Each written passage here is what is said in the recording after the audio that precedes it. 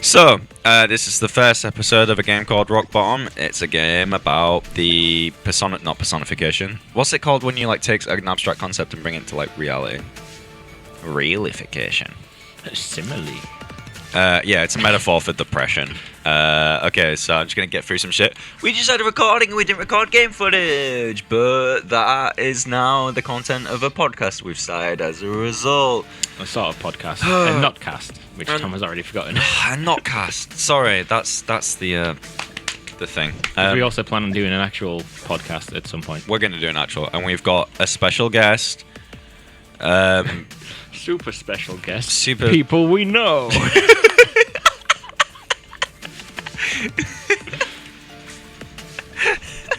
You know her for her designing art at obscure European dance festivals. Not dance. Fan festivals. Psychedelic things. And her clay model jewelries. On the obscure site, but somewhat famous Etsy. We're not gonna spoil because we're not doing it yet and might not for a few months. And it might never actually happen. We might don't never know. happen. We could die. Yes, we could die of horrible cancer or something. Horrible. We could die of alright cancer. That's a nice little tidbit. One of us has cancer. We're never going to tell you which. You'll have to figure that out for yourself. Only once we reach 100,000 subscribers. Or one of us dies. You know which one has cancer. The only cure for cancer is self-respect. And 10 million subs. And 10 million subs. And all your likes. So this game is about depression. Which apparently takes the form of being a balloon. Yeah, in a world where there is constantly a fucking filter on the screen with random coloured square blocks. Do you think that's an accurate metaphor? That depression makes you feel like a balloon? Extra sensitive, pops easily. Especially if you dive in headfirst into spikes like that. Nice. It could be. For me, no. My depression manifests in other ways. Massive erections. It does. My depression only manifests in ways which rhyme with depression, not relative words. Apathy. Love to pee. Stupid. No, I just feel apathy. Crippling fear. Grab a beer.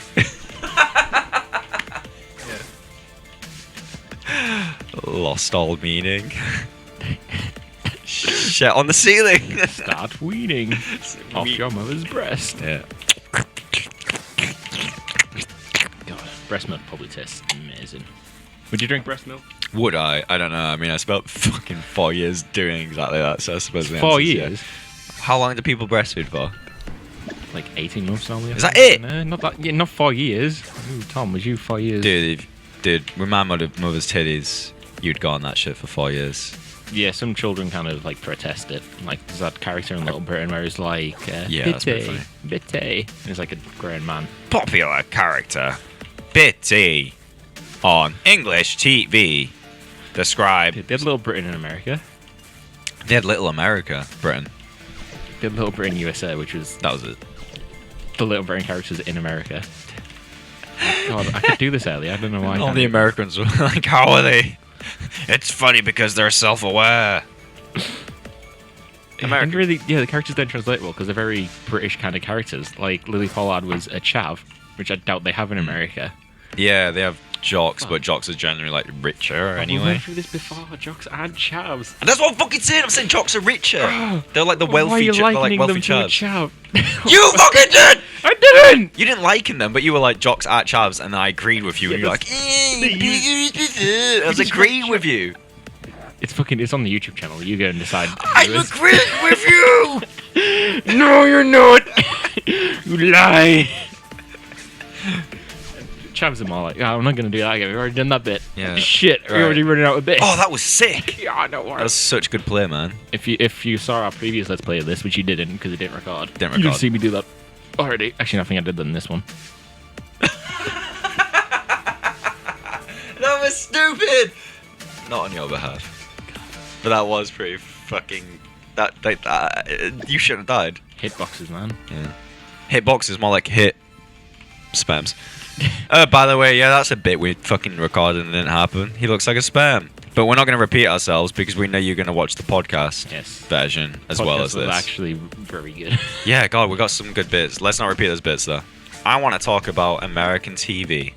You know what I've noticed from like podcasts with writers on and shit like that? That was really good. I like that. It looks good when you do it. Cool. So every scene has to end with like a punchline kind of thing. Like in a lot of American like mainstream TV, like comedy wise, you got to end the scene with like a bit, with like a bang. And that's pretty much everything. Though you have to end every scene in a. I don't know because the scene has to end with a drastically different outcome to how it started. No, not narratively speaking, but comedically speaking. So like the narrative can happen, but if the narrative isn't like funny enough, right? Yeah.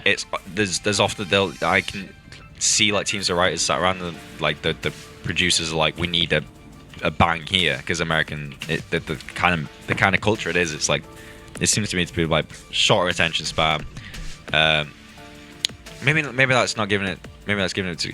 It's not so much short attention span, but it's more like they expect like bit kind of thing. Yeah. And it can seem really forced in some situations. So I was watching Parks and Recreations, and I like that show a lot. The thing is, a thing of British comedy does really well is give jokes space to breathe. And I think that's like a common criticism of American comedy is that they'll give things space to breathe.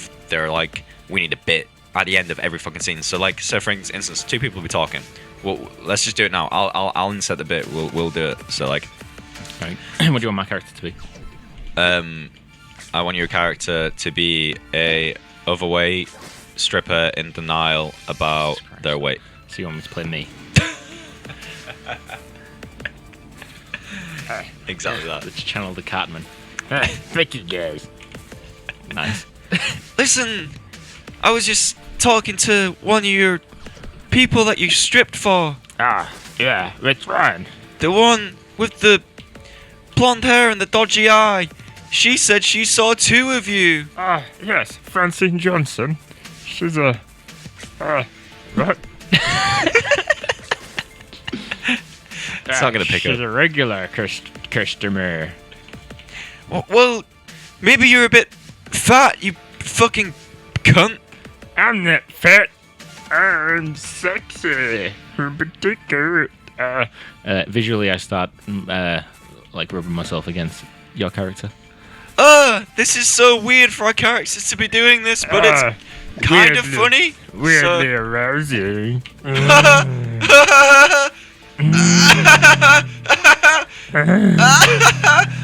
Okay, that was the American version of that scene. Here's the British version. Oh, what? Jesus Christ, I do it again. Yeah, here's the British version. You can change anything about it to make it more, make it more like spaced, basically. My new reference is spaced right now. I thought he was gonna make it end on like a powerful point. Well, that's what you. No. It isn't powerful. It's so forced. Like the stripper rubbing themselves on the person. Yeah, that was intended. Yeah, like. It's really forced and shit comedy, Tim. Like you just demonstrated really well. Yeah. Okay. Sorry. Sorry, I thought you was gonna do like that part. I was gonna, but then you mastered it. Ah, okay. Okay, British comedy. Yeah. Cool shot. I'm just picking up British comedy. I'm just being a nobbit. But the 300 genuine subscribers we have are either American or Canadian, so this bit might not land. 300,000. Just shitting on, just picking up. Right, so my reference is Space. Let's just. I don't think Space is a very good reference because Space is a bit kind of like incredibly fast paced. The best reference, like the best comparison, is the American Office and the British Office. Yeah, that's a good comparison. Because The Birth, decent. Like the American Office is still funny. Yeah, still quite good, but you can pick up on all the like different sensibilities between the two. It's very, styles. very, very fast paced. Yeah, and in like one of the things is like, how to lead this part? Like the emotional response, like the British comedy, David Brent never really catches a break. He's always shat on. Never has like that moment where he's like kind of lovable. In the American one, is it Michael Scott the guy? Steve Carell's character. He's quite a lovable character. He's a bit of a goofy derp, but you still like him. He's like, yeah, this is the. He's not like an ass. Yeah. See, I think that reflects how the audience of the British office are aware of how underdogs are in society. So David Brent is an underdog, and he is a blatant underdog, and we don't big him up because I think we lie to ourselves a bit less than American viewers sometimes lie to themselves about underdogs. American viewers like to think that everything's dandy, everything's perfect, everyone's got an opportunity. It's that capitalist mindset, everyone pulling on banner on bootstraps. British audiences, we laugh at depression a little bit more. We laugh at the state of sadness and the state of futility. David Brent is futile, except that one moment at the end of season 2, Christmas special, where he makes a joke and people actually laugh, and it's like he gets his fucking moment. That's beautiful. Yeah, and it happens once. Himself by sending to the tall guy. Oh god, that feels so good, man. Yeah, he just kind of redeemed himself in the Christmas one. But it works. Still kind of pathetic, and it's good. We like that. We like really broken, horrible people as characters. Shit. Yeah, I wonder why. I'm gonna fully focus on this now, so you can just talk for a couple of minutes. I want to do the British version though. All right, let me get finish through off this episode. Then... All right. I'll riff something.